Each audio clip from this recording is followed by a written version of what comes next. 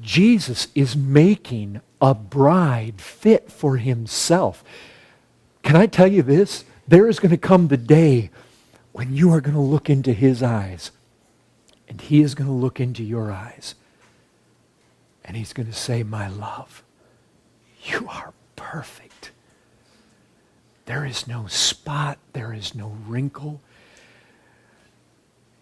Brethren, do you realize, do you know how it is when the glorious, beautiful wife of the king walks among the subjects of the country? Splendor. There is going to, do you realize, as we behold his glory, we are being cleansed. Moses, he was cleansed in the glory of God, and it came back off of his face. It radiated from him. We are being cleansed. We are being cleaned and purified by the washing of the water of the Word. Not by the water H2O, but by the water of the Word. And in that water is the water of glory. It is as though we go into a bathtub of glory. We go into the Word of God and we see glory and we are transformed.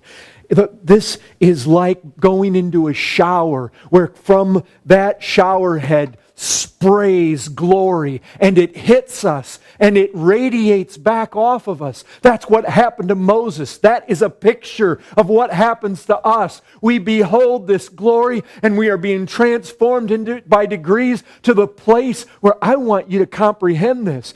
Jesus is not just any king. He is not just any prince who they themselves have the most beautiful women. He is King of Kings, and He is preparing for Himself a bride that is worthy of all that He is. So much so that when He looks at her, He will adore her for her beauty. He will commend her for her beauty. He will be struck by your beauty. He will find you altogether lovely. The book of Solomon just rings as a spiritual picture with this. He will find us so beautiful that just as it says there, the glance of our eyes just quicken His heart. This beauty, He's responsible for it. We will not be able to boast in it. Our eyes will be set on Him and His beauty. Do you ever think of yourself this way? Does it ever strike you that this is what you are being made into? This is no little thing. Oh, to be a Christian. I'm telling you, if you're here today and you're not a Christian, this is altogether out of this world. And the whole time, Jesus is nurturing and nourishing and cherishing. He cares for us. We are the objects of His affections. Sometimes we feel alone in this world, but don't you believe it? He is right there. He's saying, my loved one, I don't leave you. I don't forsake you. I am feeding you, and I am washing you, and I am cleansing you.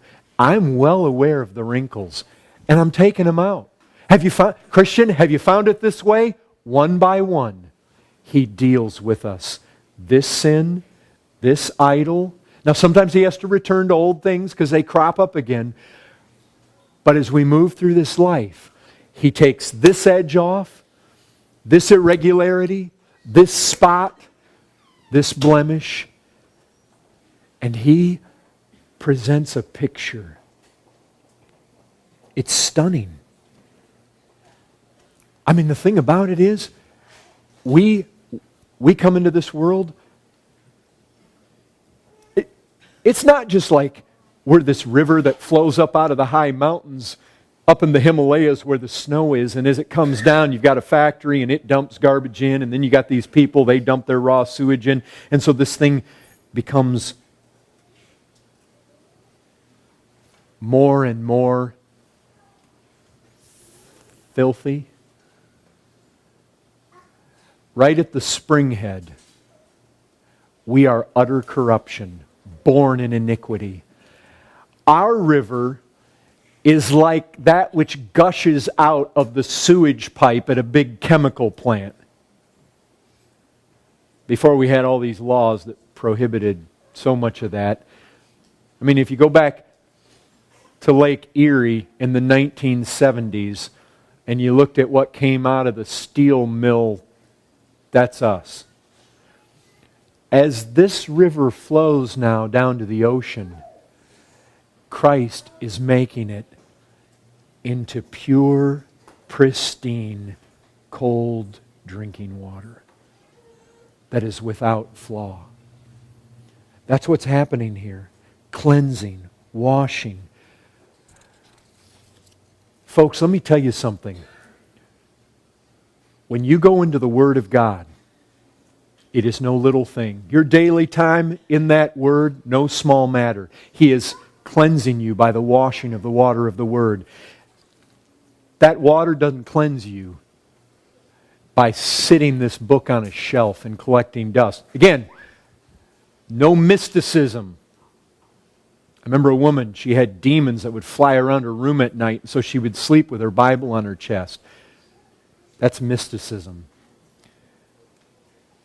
This image comes into the very soul and nature of our being as we behold glory in these words. And I'll tell you what, you don't find glory in these words without meditation. You don't find glory and gaze upon glory by 5 minutes a day in the Word of God.